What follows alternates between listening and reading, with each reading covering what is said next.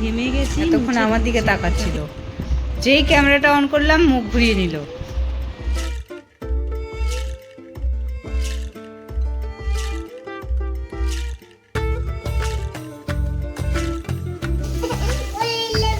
এই যে আমি রান্না করছি আর মেয়ে এরম করে কাঁদছে। Hello viewers, welcome back to my YouTube channel delighted Deepa. আপনারা সবাই কেমন আছেন? আশা করছি আপনারা সবাই ভীষণ ভালো আছেন, আমরাও ভালো আছি। আজকের দিনটা রোববার, আর আজকের দিনে তো অনেক কাজই থাকে, আপনারা জানেন, আমার আগের ভ্লগগুলো দেখেছেন। তো সেরকমই একটা দিন ব্যস্ততার মধ্যে যাচ্ছিল। রান্নাবান্না করে এসে একটু বসলাম, আর আমার মেয়ে আমার মুখে ঘাম দেখে কোথা থেকে টাওয়েল জোগাড় করে এনেছে, আর সেই টাওয়েলটা দিয়ে আমার ঘামটা মুছে দিচ্ছে। তো এইভাবেই ও মানে এরকম করছিল, তো আমার দেখে খুব ভালো লাগলো এই জিনিসটা, যে আমার কেয়ার করে, বোঝে। তারপর খুব একটা শ্যুট তো করিনি, রোববার ব্যস্ত ছিলাম, তো বিকেলের চাটাই আপনাদের দেখালাম। তার কারণ হচ্ছে বিকেলবেলা ওই যেই কাপে চা খাচ্ছিলাম সেটা আমি শখ করে নতুন কিনে নিয়ে এসেছি, মানে অনেকটা চায়ের দোকানের কাপের মতো। তো আমার এইটাতে চা খেতে জানি না কেন খুবই ভালো লাগে, এটা আমার পার্সোনাল চয়েস। তো সেই জন্যই ওই কাপেই কাল প্রথম মানে চা খেলাম, তো ভালো লাগলো। এইটাতেই আমি চেষ্টা করব এবার থেকে চা খাওয়ার। আর এদিকে দেখুন, আমি আলুর পরোটা করব আজকে, তো তার জন্য আমার প্রিপারেশান অলমোস্ট শুরু হয়ে গেছে। তো প্রথমে তো পেঁয়াজ রসুন আদাকে ভালো করে এটায় কুচিয়ে নিচ্ছি। আমি আলুর পরোটায় খুব বেশি কিছু দিতে পছন্দ করি না, কিন্তু পেঁয়াজ রসুন আদাটা মাস্ট, ওটা দিতেই হবে।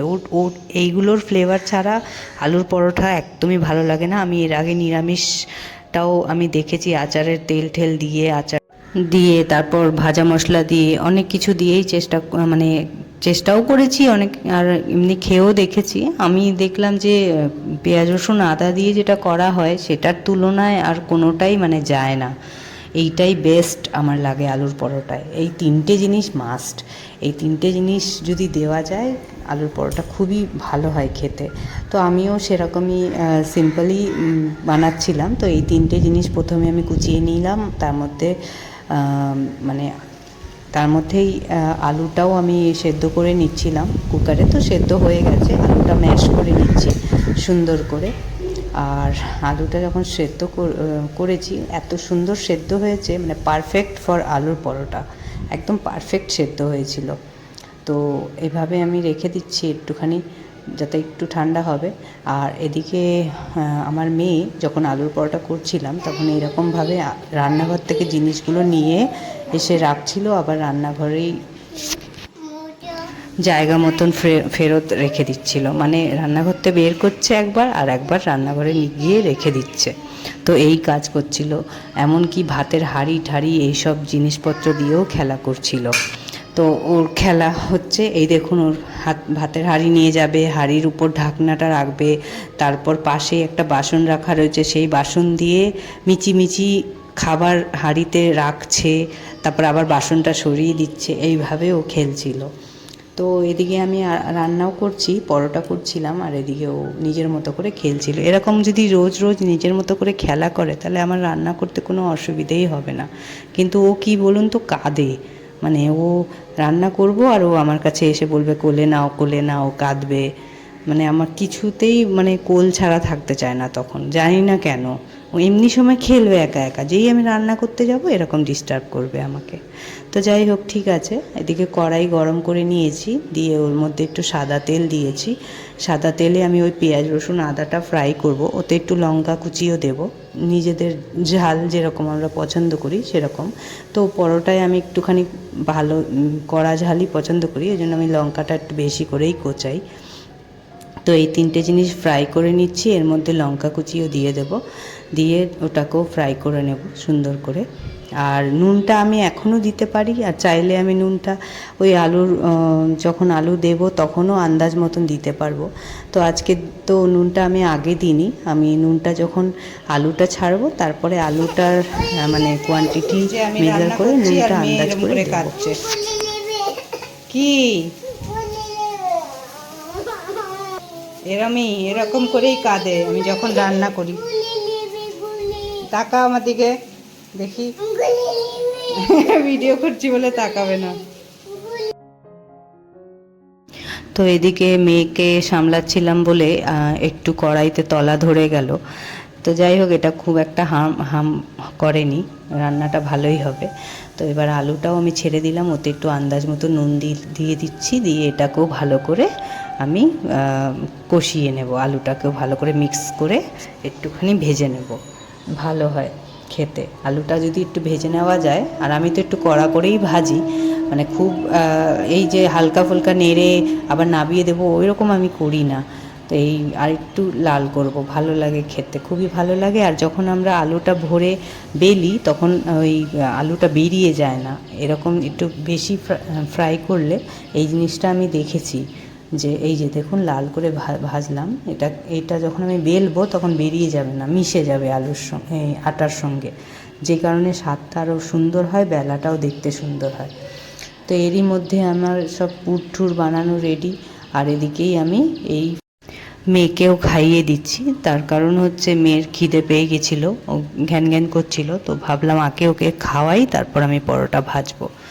তো সব ঢেকে ঢুকে এসছি, এখন মেয়েকে আগে খাইয়ে দিচ্ছি। আর মেয়েকে আমি আজকে খাওয়াচ্ছি দুধ রুটি, মানে রুটি, প্লেন রুটি মেয়ের জন্য আলাদা করে বানিয়েছিলাম, তো সেটা আমি দুধ দিয়ে ওকে খাইয়ে দিচ্ছি। আমার মেয়েকে খাওয়ানো হয়ে গেছে, এবার মেয়ে ওর বাবার সঙ্গে খেলছে, ততক্ষণে আমি আলুর পরোটাটা বানিয়ে নিচ্ছি।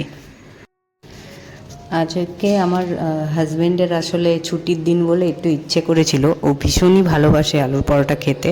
ও আলু কেন, ছাতুর পরোটা বলুন, তারপর কড়াইশুঁটির পরোটা, নর্মাল মাছ, লোটে মাছের ঝুড়ি দিয়ে পরোটা, এই জাতীয় জিনিসগুলো খুব পছন্দ করে। তো আলুর পরোটাটা সেরা, অবশ্যই সেটা ভালো লাগে।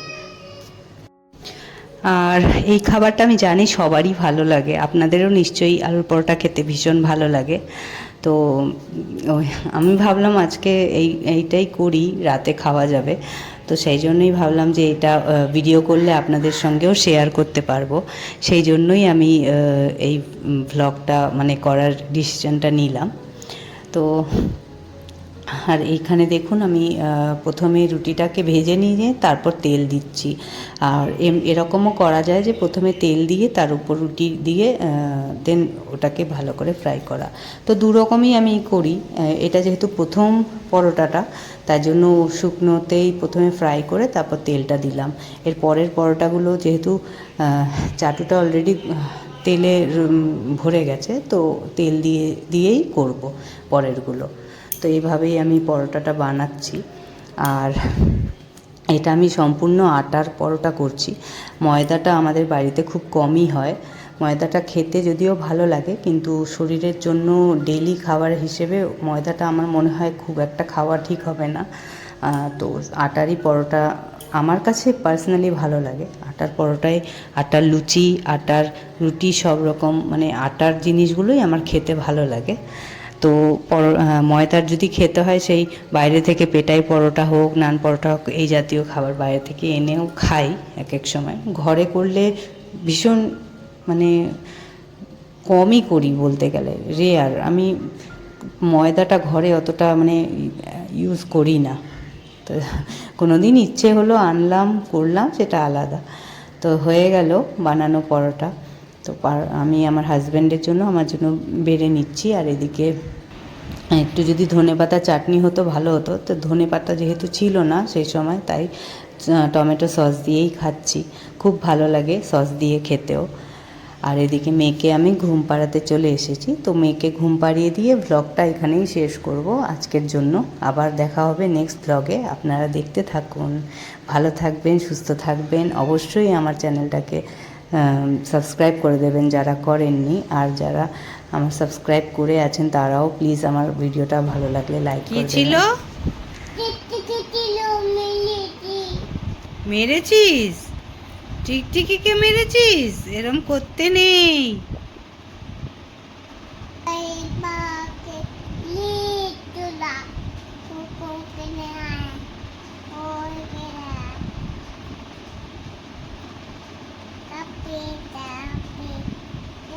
Gulapi, sono monete, kumpalapi. বাহ বাহ বাহ বাহ, হাততালি হাততালি হাততালি। আচ্ছা, twinkle twinkle how I wonder up above the like a diamond. হাততালি হাততালি।